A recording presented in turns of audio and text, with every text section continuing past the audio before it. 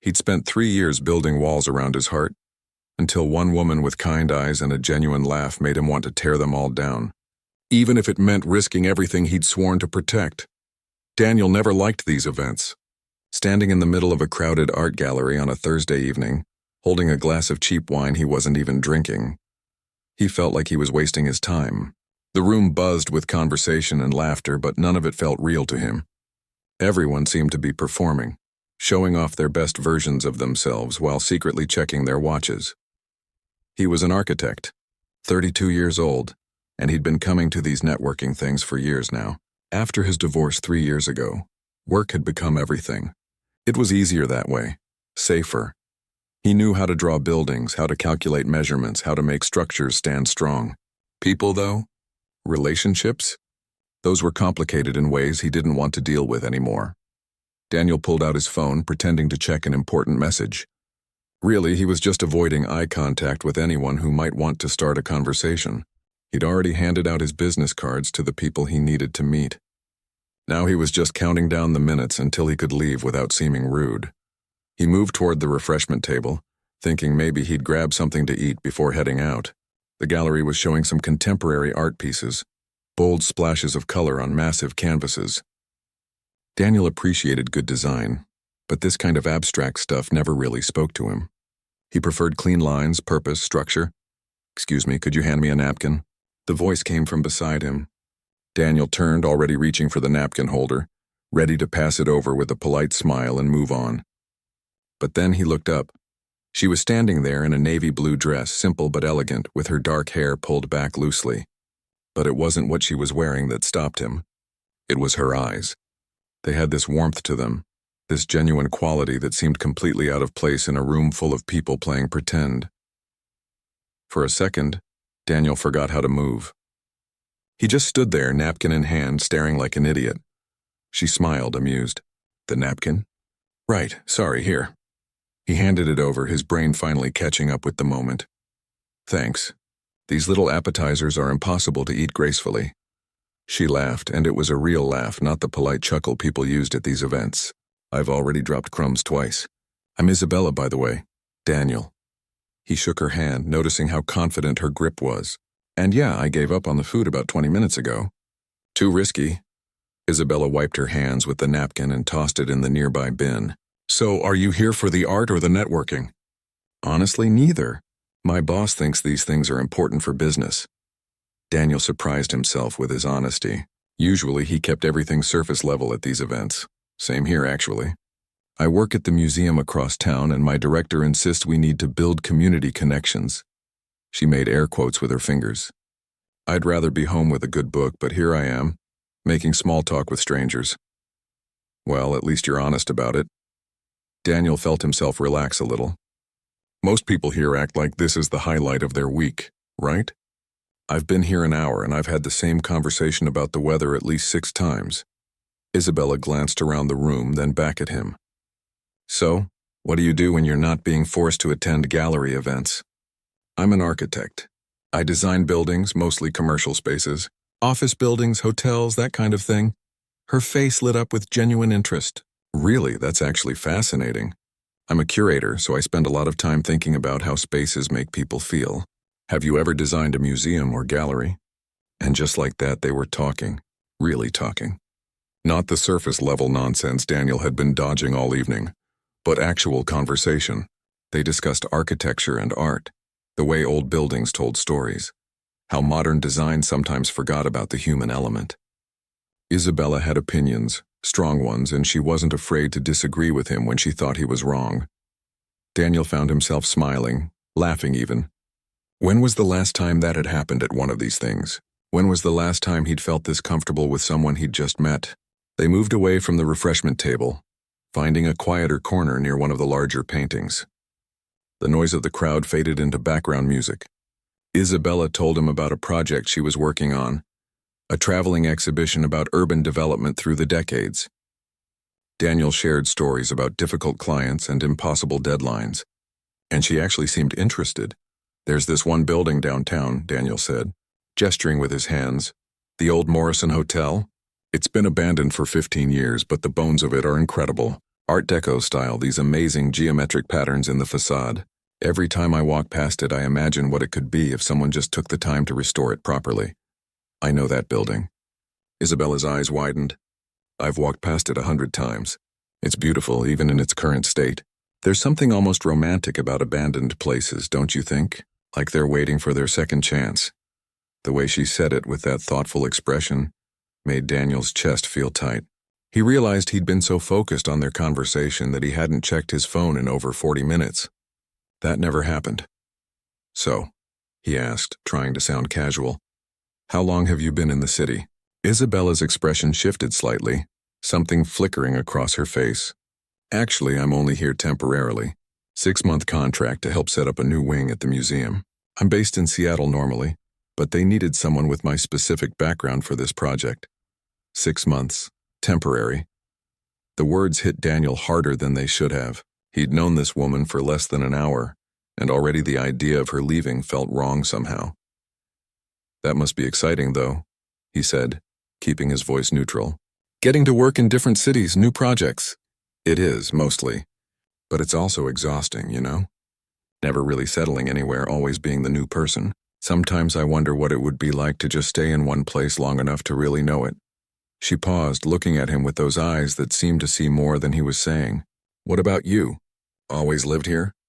Born and raised. Left for college, came back after graduation. The city is home for better or worse. They kept talking as the gallery slowly emptied around them. Daniel learned that Isabella loved old bookstores, the kind with dusty shelves and creaky floors. That she drank her coffee black because she'd grown up in a house where adding cream was considered wasteful. That she'd wanted to be an archaeologist as a kid but ended up falling in love with art history instead. He told her about his sister, who taught elementary school and called him every Sunday to make sure he was eating properly. About how he'd almost become an engineer before switching to architecture in his second year of college. About his failed marriage, though he kept it brief, not wanting to drag old baggage into this unexpected moment of connection. I should probably get going, Isabella finally said, glancing at her watch. Early meeting tomorrow. Daniel felt a sinking disappointment. The evening had gone by too fast. The gallery was nearly empty now, just a few stragglers and the staff starting to clean up. Yeah, me too. He hesitated, then pulled out his phone. Could I get your number? Maybe we could grab coffee sometime. Continue this conversation when we're not surrounded by abstract art and finger food. Isabella smiled. That same genuine smile from earlier. I'd like that. They exchanged numbers, standing in the gallery entrance as the cool autumn air drifted in through the open doors. Daniel wanted to say something memorable, something that would capture how unexpected and right this felt, but the words wouldn't come. So, I'll text you? He said instead. Please do. Isabella adjusted her bag on her shoulder. And Daniel? Thanks for making this networking thing actually bearable.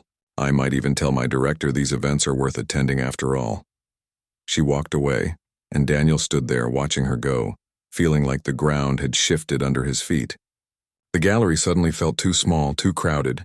Even though there were only a handful of people left, his skin felt too tight. His breath came a little too quick. He'd come to this event expecting nothing, wanting nothing except to get through it and go home. Now he was standing here with a stranger's number in his phone and a feeling in his chest he hadn't felt in years. A dangerous feeling. A feeling that whispered about possibilities and second chances. Daniel walked to his car in a daze, replaying the conversation in his mind. Every smile, every laugh, every moment their eyes met. He'd been so careful for so long, building walls around himself, focusing only on work and the safe, predictable parts of life. 3 years of being fine alone, of telling himself he was better off without the complications of caring about someone. And then one conversation, one look from a woman with kind eyes and a genuine laugh, and suddenly everything felt different. The whole world felt too small to contain what he was feeling. He sat in his car for a long moment before starting the engine, staring at his phone. 6 months, she'd said. She was only here for 6 months. Getting involved with someone who was leaving seemed like the worst possible idea. He should delete her number. Daniel waited exactly 2 days before texting Isabella. He didn't want to seem desperate, even though he'd thought about her constantly since Thursday night. His sister told him he was overthinking it, but overthinking was what Daniel did best. Coffee this weekend? He typed, then deleted it. Too casual. Would you like to meet up? Too formal. He finally settled on something simple. Hey, it's Daniel from the gallery. There's a great coffee place near the museum if you're interested in that conversation we started. Her reply came 30 minutes later. Thought you'd forgotten about me. Saturday at 10. They met at a small cafe tucked between two old buildings downtown. The kind of place with mismatched furniture and local art on the walls. Isabella was already there when Daniel arrived, sitting at a corner table with 2 cups in front of her. I ordered for you, she said as he sat down. Black coffee, right? You mentioned you liked it simple.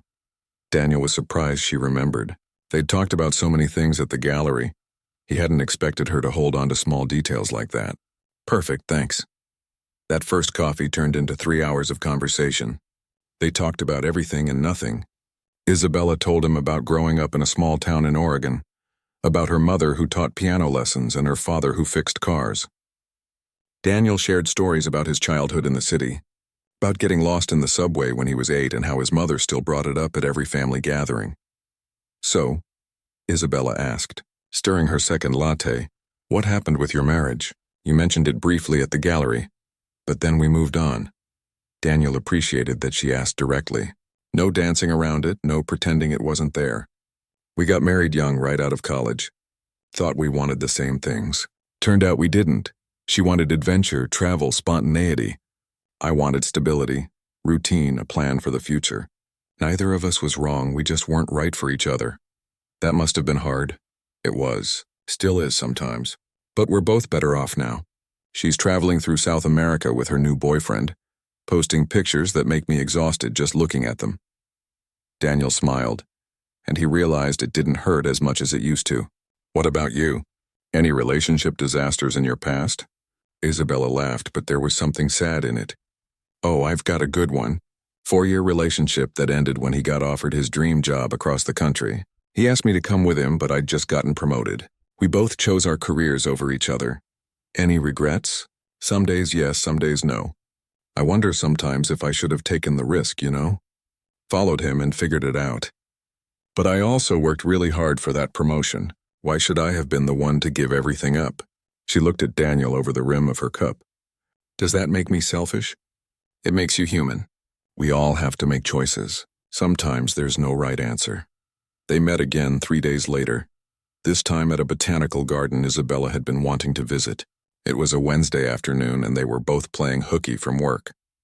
The garden was quiet, mostly empty except for a few elderly couples and some students sketching plants for a class. They walked slowly through the greenhouse, surrounded by tropical plants and humid air. Isabella stopped to read every information placard, genuinely interested in the scientific names and growing conditions. Daniel watched her more than the plants, noticing how her whole face changed when she was excited about something. My grandmother had a garden, Isabella said, touching the leaf of a fern carefully. Nothing fancy, just vegetables and some flowers. But she spent hours out there every day. I used to help her weed when I was little. She'd tell me stories about each plant like they were old friends. Is she still around? No, she passed when I was in college. But I think about her a lot when I'm in places like this. Isabella moved to the next plant, a flowering vine climbing up a trellis. She's the one who taught me to really look at things, you know? Not just see them, but actually look. Notice the details, the patterns, the way things fit together. That's probably why I ended up in curation. Daniel wanted to reach for her hand but didn't. They were still figuring out what this was, where the boundaries were. Instead, he said, "She sounds like she was special." She was. By the 4th time they met, it was officially a date. Daniel made reservations at a rooftop restaurant, the kind with string lights and a view of the city skyline. He was nervous, more nervous than he'd been about anything in years. He changed his shirt 3 times before leaving his apartment. Isabella wore a green dress that made her eyes look even warmer than usual. They got a table near the edge where they could see the lights of the city spreading out below them. "This is nice," Isabella said, looking around. "Very romantic." That was kind of the idea. Daniel felt his face get hot. "Is that okay?" "It's more than okay." She reached across the table and took his hand, and Daniel felt that same tightness in his chest from the gallery. "I like you, Daniel." I've been trying to figure out how to say that without sounding like I'm in high school, but there's no smooth way to do it. So there it is. I like you. I like you too. A lot, actually. He squeezed her hand, which is terrifying if I'm being honest. Because I'm leaving in 6 months? That's part of it. Also because I haven't felt this way since before my marriage fell apart. And I'm not sure I trust myself anymore. I'm not sure I trust this. Isabella was quiet for a moment, her thumb tracing small circles on his palm. I'm scared too. I didn't come here looking for this. I was supposed to focus on work, do my job, and go home. Simple. But then you asked me for a napkin, and everything got complicated. They talked through dinner about their fears, their hopes, the uncertainty hanging over everything. Neither of them had answers. But sitting there, hands linked across the table with the city lights below and the stars above, it felt like maybe they didn't need answers yet. The next few weeks passed in a blur of stolen moments and long conversations. They met for breakfast before work, for lunch in the park, for dinner at hole-in-the-wall restaurants they discovered together. They texted constantly, sharing photos and random thoughts throughout the day. Daniel found himself smiling at his phone like a teenager. His coworkers noticed. His sister definitely noticed and called him every other day demanding updates. You're glowing, she told him during one of their Sunday calls. I haven't seen you this happy in years. It's probably going to end badly, Daniel said, but he couldn't stop smiling. Maybe. But at least you're living again. That's worth something.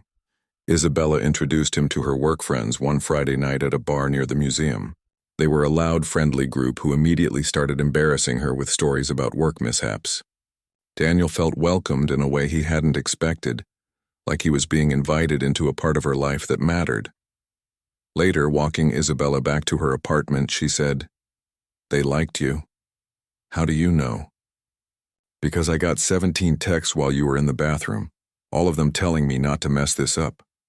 She bumped her shoulder against his. No pressure or anything. At her building entrance, Daniel kissed her for the first time. It was soft and careful, both of them tentative. When they pulled apart, Isabella was smiling. Took you long enough, she said. I was trying to be a gentleman. Well, stop trying so hard. She kissed him again, less tentative this time. But as perfect as things felt, reality kept creeping in around the edges. 3 months into whatever they were calling this, Isabella got an email. She showed it to Daniel over dinner at her apartment, her face troubled. They're offering me a permanent position in Seattle. Director of Curation, my own department, significant pay increase. It's everything I've been working toward. Daniel felt his stomach drop, but he kept his voice steady. That's amazing, congratulations. They want an answer in 2 weeks. What are you going to say? Isabella set her phone down, not meeting his eyes. I don't know. A month ago, the answer would have been obvious. But now I'm here making things complicated. You're not making things complicated, Daniel. You're making things matter. That's different. She finally looked at him. What do we do? Daniel didn't have an answer. He'd been avoiding thinking about the end date, living in the moment, pretending they had more time than they did. But now it was real. 2 weeks to decide. 2 weeks before everything changed. They tried to keep things normal, but tension crept into their conversations. Small disagreements became bigger. When Daniel got offered a major project at work that would require his full attention for the next year, Isabella got quiet. That's great, she said. But her voice was flat. You don't sound like it's great. I just wonder if you've thought about what this means. For us, I mean. What do you want me to say, Isabella? Should I turn down the biggest opportunity of my career? I'm not asking you to turn it down. I'm asking if you've even considered that we might need to figure out how to make this work. How? You're moving back to Seattle. I'm here with a project I can't walk away from. What exactly are we supposed to do? The fight escalated, both of them saying things they didn't mean, fear making them lash out. It ended with Isabella asking for space to think, and Daniel driving home angry and hurt and terrified. He didn't hear from her for 3 days. 3 days that felt like 3 years. He threw himself into work, sketching D. The holidays came too fast. December arrived with cold winds and early darkness, and Daniel still hadn't talked to Isabella properly since their fight. They'd exchanged a few polite texts, surface-level stuff that felt wrong after everything they'd shared. The deadline for her decision about the Seattle job was approaching, and Daniel knew he was running out of time. He drove past her apartment twice before getting the courage to actually park and go up. When she opened the door, she looked tired. Her hair was in a messy bun and she was wearing old sweatpants and a college t-shirt. "Hi," he said, feeling awkward standing in her doorway. "Hi." Isabella stepped aside to let him in. Her apartment was cluttered with half-packed boxes. "Sorry about the mess." I started organizing, thinking it would help me make a decision. It didn't. Daniel looked at the boxes, his heart sinking. "You're packing. I'm preparing." "There's a difference." She moved to the couch, curling up in the corner. "Why are you here, Daniel?" He sat on the other end, keeping distance between them. "Because I hate how we left things. Because I've been miserable for the past 2 weeks. Because I miss you. I miss you too. But missing each other doesn't solve anything. I know." Daniel took a breath. "I've been thinking about what you said about making this work. And I've been thinking about what I said, about my project and my career. I've spent the last 3 years building walls, telling myself that work was enough, that I didn't need anything else. Then you showed up and proved me wrong." Isabella's expression softened slightly. "Daniel, let me finish, please." He shifted closer. "I'm scared. I'm terrified, actually. But my sister said something that stuck with me. She asked if you were worth fighting for, and the answer is yes. Absolutely yes. I just don't know how to fight for something when I can't see a clear solution. What if there isn't a clear solution? What if we try and it doesn't work out? Then at least we tried. At least we didn't let fear make our decisions for us."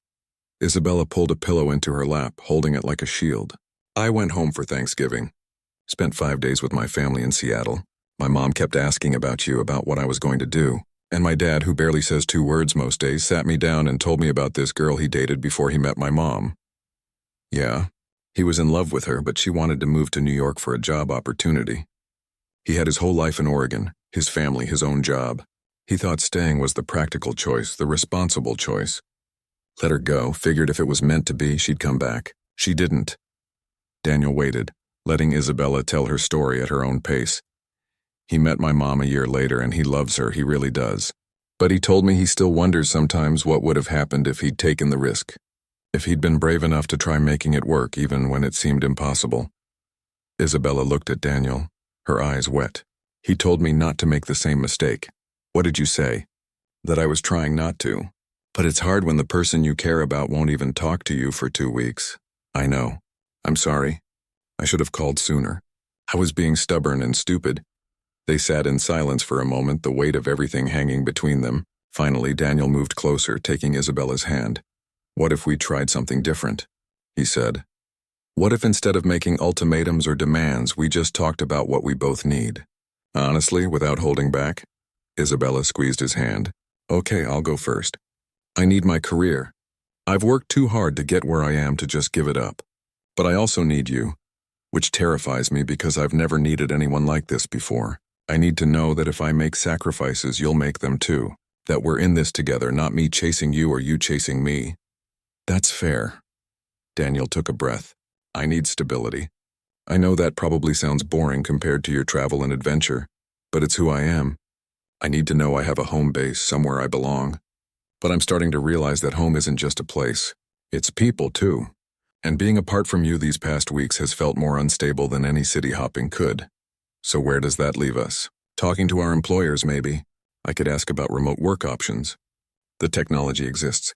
Half of my meetings are video calls anyway. And you said the curator position involves traveling between museums. Maybe there's flexibility there we haven't explored." Isabella's face showed the first real hope Daniel had seen in weeks. "You'd really consider working remotely? Moving between cities?" "I'd consider anything if it meant keeping you in my life." Daniel pulled her closer. "I can't promise it'll be perfect. I'll probably complain about the travel. I'll definitely miss having all my stuff in one place. But losing you? That's worse than any inconvenience." She kissed him then, and it felt like breathing again after holding his breath for too long. They spent the rest of the evening making plans. Real plans. With phone calls to their offices and research about long-distance relationship strategies and discussions about logistics. It wasn't a perfect solution. There would be weeks apart, complicated schedules, expenses for travel. But it was something. It was hope. "I need to tell you something else," Isabella said as it got late. "The Seattle job isn't the only option. There's a consulting position I found, working with multiple museums across the country. It's a lot of travel, but it would give me more control over my schedule. I'd be based in Seattle part-time, but I could be here too. Would that make you happy? Or would you be settling? Honestly, I think I'd love it. More variety, more challenges, more freedom. The traditional director position is prestigious, but it's also a lot of politics and administration. This would let me actually work with art, with collections, with the things I care about. Daniel felt relief wash over him. Then take it. We'll figure out the rest. But reality had more complications in store. The next morning, Daniel got an email that made his stomach drop. His ex-wife wanted to meet for coffee. After 3 years of minimal contact, suddenly she wanted to talk. He told Isabella about it that evening, and she went very quiet. Are you going to meet her? Isabella asked, her voice carefully neutral. I don't know. Probably, just to find out what she wants. Okay, you're upset. I'm not upset. I'm just processing. Isabella stood up, moving to the window. Your ex-wife, who you were married to for years, who broke your heart, suddenly wants back in your life right when we're trying to figure out our future. It's a lot. She doesn't want back in my life. She probably just wants closure or to apologize or something. You don't know that. Daniel joined her at the window, wrapping his arms around her from behind. I know that whatever she wants, it doesn't change how I feel about you. Isabella leaned back against him but didn't relax. Promise me something. Whatever happens with her, talk to me about it. Don't shut me out like you did after our fight. I promise. He met his ex-wife 2 days later at a cafe across town. She looked good, tanned and relaxed, her hair longer than he remembered. They ordered coffee and sat at a corner table, the awkwardness thick between them. Thanks for meeting me, she said. I wasn't sure you would. I almost didn't. Daniel stirred his coffee. What's this about? I'm moving back to the city. Got offered a job at a startup downtown. I start in January. Daniel felt a surge of anxiety. Okay, why are you telling me this? Because I didn't want you to be blindsided if we ran into each other. And because... She paused, choosing her words carefully. Because I wanted to apologize. For how things ended. For making you feel like you weren't enough. I never said I felt that way. You didn't have to. I knew you, Daniel. Probably better than anyone. And I knew I hurt you when I chose adventure over our marriage. I've grown up a lot since then. Done a lot of thinking. Daniel set his cup down.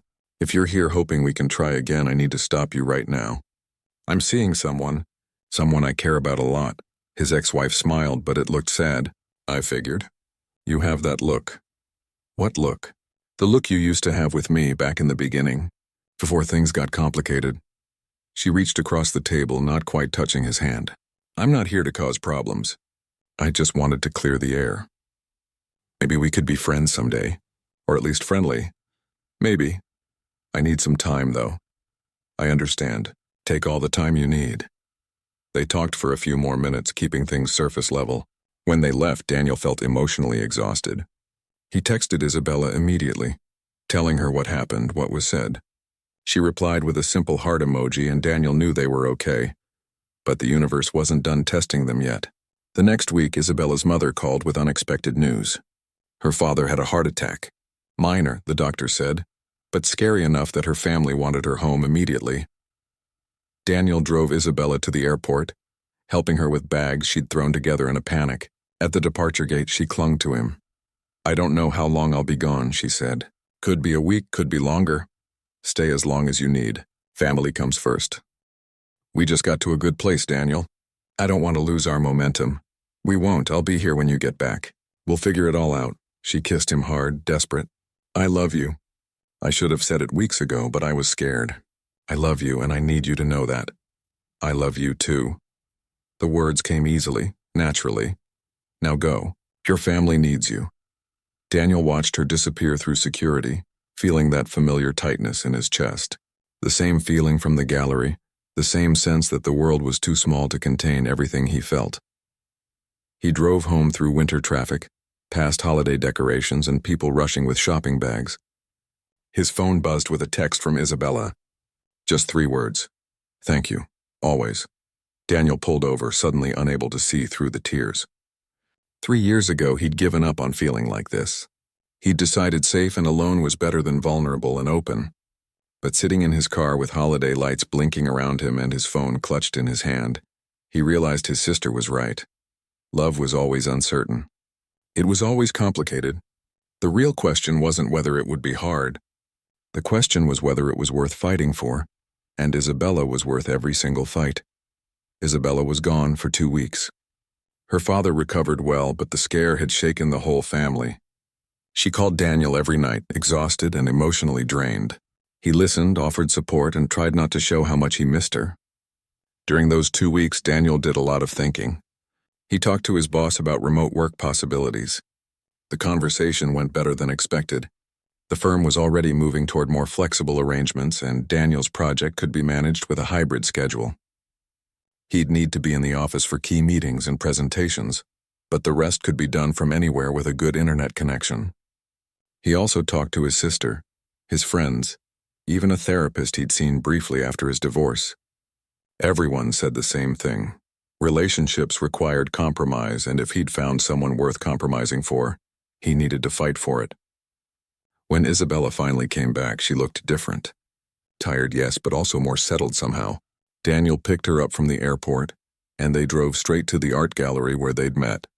It was closed for the evening, but they stood outside looking at the lit windows. "Why here?" Isabella asked. "Because this is where it started, where you asked me for a napkin and my whole world shifted." Daniel took her hand. "I want to tell you something important, and I wanted to do it here."